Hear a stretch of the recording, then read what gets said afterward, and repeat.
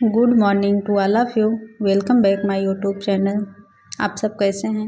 उम्मीद करती हूँ आप सब भी बढ़िया होंगे और अपनी अपनी लाइफ में पॉजिटिविटी के साथ आगे बढ़ रहे होंगे। मेरे मॉर्निंग की शुरुआत हुई थी मॉर्निंग 4 बजे। सुबह उठ के मैं कोशिश करती हूँ कि लगभग 2 घंटे की अपनी स्टडी कंप्लीट कर सकूँ, तो उसी को ध्यान में रख के मैं यहाँ पे पढ़ने के लिए बैठ गई हूँ। और आज मैं पहले स्टडी स्लॉट में हिस्ट्री के नोट्स पढ़ रही हूँ। मैंने जो अभी ऑनलाइन बैच परचेज़ किया है उसमें मॉडर्न हिस्ट्री से शुरुआत हुई है और उसमें एक टॉपिक कंप्लीट हो गया है जो कि उत्तर मुग़ल काल का है। और इस टॉपिक को कंप्लीट होने में 4-5 क्लासेस कंप्लीट हुई हैं।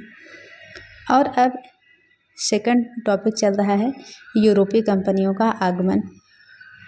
इस टॉपिक को मैं अपने नोट्स से और जो स्पेक्ट्रम की बुक है मॉडर्न हिस्ट्री की उससे कंप्लीट कर रही हूँ। और इस बार मैं एक नए तरीके से अपना रिवीजन सेशन कर रही हूँ। मैंने जो ये अपनी नोट्स बनाई थी ये मेरी नोट्स 2022 की है और अब मैं इस नोट्स को पढ़ के फिर इसके बाद दोबारा एक नोट्स बना रही हूँ जिसमें कि जो भी बुक में कुछ इम्पॉर्टेंट फैक्ट्स मिलते हैं और जो प्रैक्टिस सेशन में कुछ अलग से फैक्ट्स मिलते हैं मैं उसे नोट डाउन करके अपने एक कंप्लीट नोट्स बना रही हूँ। अब इस नोट्स को मैंने कई बार पढ़ लिया है तो इस बार कोशिश कर रही हूँ कि एक नए तरीके से नोट्स बनाऊँ जिससे कि फिर रिवीजन करने में थोड़ी सी आसानी हो, क्योंकि इस नोट्स में बहुत सारी चीज़ें ऐसी हैं जिसे कि समझने के लिए वैसे ही नोट कर लिया था लेकिन अब वो चीज़ें समझ में आ गई हैं तो उसे स्किप करके अब एक नए तरीके से बेहतरीन नोट्स प्रिपेयर कर रही हूँ। अब मैं यहाँ सेकंड एसटी स्लॉट में पॉलिटी के बुक पढ़ रही हूँ। पॉलिटी की ये बुक मैंने अपने पिछले वीडियो में आप लोगों के साथ शेयर किया था। ये एनसीईआरटी सार संग्रह की बुक है जो कि किरण पब्लिकेशन की है। तो मैं पॉलिटी भी इसी बुक से कर रही हूँ और जो नोट्स बनाई हूँ उससे भी कर रही हूँ। हमारे पास पूरे दिन में एकदम फ्री टाइम नहीं मिलता, लेकिन फिर भी जो भी टाइम मिलता है उसी में हमें अपना बेस्ट देने की कोशिश करनी है, क्योंकि हम अदर स्टूडेंट की तरह एकदम फ्री नहीं हैं। हमें अपने घर को भी संभालना है, बच्चों को भी देखभाल करनी है, इसलिए हमारा माइंड उतना फ्री नहीं रहता जितना कि अदर स्टूडेंट का रहता है। लेकिन हमें इसी तरह डेली जितना भी टाइम मिलता है उसी में अपना बेस्ट करने की कोशिश करते रहना है। ज़िंदगी में आगे बढ़ने का सबसे अच्छा मूल मंत्र यही है कि हमारे पास जो आज का टाइम है हम उस पर फोकस करके अपना बेस्ट करने की कोशिश करें, क्योंकि ना तो बीता हुआ कल हम ला सकते हैं और ना आने वाले कल को उसे रोक सकते हैं। जो होना होगा वो तो होके ही रहेगा, लेकिन आज हमारे पास जो है हमें उसी में अपना बेस्ट करने की कोशिश करते रहना है। हाउसवाइफ होने के साथ पढ़ाई करना इतना आसान भी नहीं होता, लेकिन फिर भी अगर हमने ये रास्ता चुन ही लिया है तो इसमें जितनी भी कठिनाइयाँ होंगी, चाहे जैसे भी रास्ते होंगे, हमें उन रास्तों पे चलना ही पड़ेगा। हमें इस रास्ते पे चलने के लिए बहुत सारी चीज़ें ऐसी होती हैं जो कि पीछे छूट जाती हैं, लेकिन अब हम कर भी कुछ नहीं सकते, क्योंकि हमें जब इस रास्ते पे चल दिए हैं तो इस पे आगे बढ़ते ही जाना है।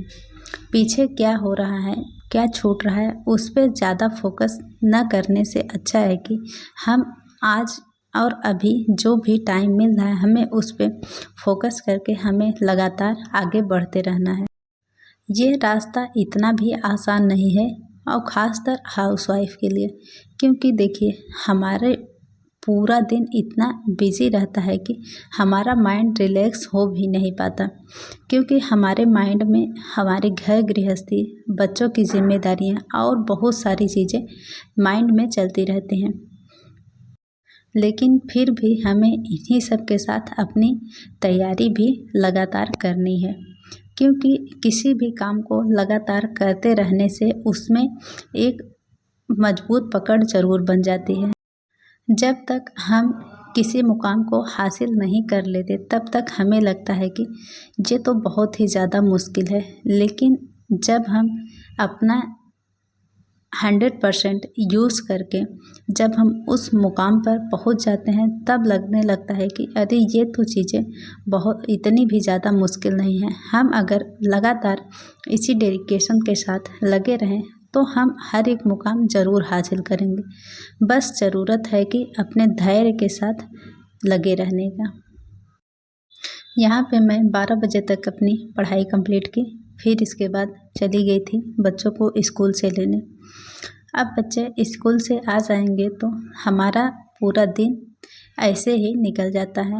बहुत ज़्यादा उसमें पढ़ाई नहीं हो पाती क्योंकि एक ही रूम है और बच्चों की सारी रिस्पॉन्सिबिलिटी हमारे ही ऊपर है और कोई तो है नहीं जो कि बच्चों को देख सके।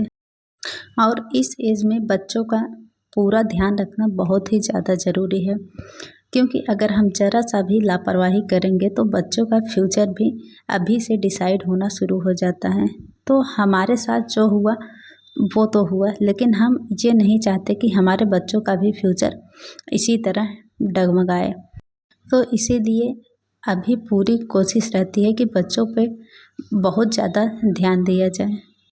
तो दिन तो ऐसे ही निकल जाता है, बस वही 1-2 यूट्यूब की क्लासेस और ऐप की क्लासेस अटेम्प्ट हो जाती हैं दिन में।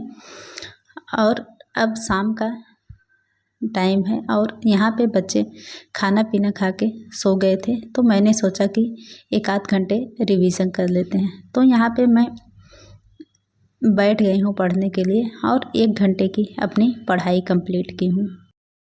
तो इसी तरह से मैं अपनी डेली की पढ़ाई करती हूँ और हर दिन कुछ बेहतर करने का प्रयास करती हूँ। हालांकि इतना पॉसिबल नहीं है कि बच्चों के साथ रह के 10 से 12 घंटे की पढ़ाई हो सके, लेकिन फिर भी कोशिश करती हूँ कि जितना ज़्यादा से ज़्यादा टाइम मिले उसे अपनी पढ़ाई के लिए यूज़ कर सकूँ। और जब से मैंने ये बैच परचेज़ किया है तब से थोड़ी सी पढ़ाई ज़्यादा बढ़िया से चल रही है, क्योंकि उसमें डेली का ये रहता है कि आज इस टॉपिक पे प्रैक्टिस सेशन होना है और इस टॉपिक को अच्छे से कंप्लीट करना है, जिसकी वजह से कि तैयारी थोड़ी बढ़िया चल रही है।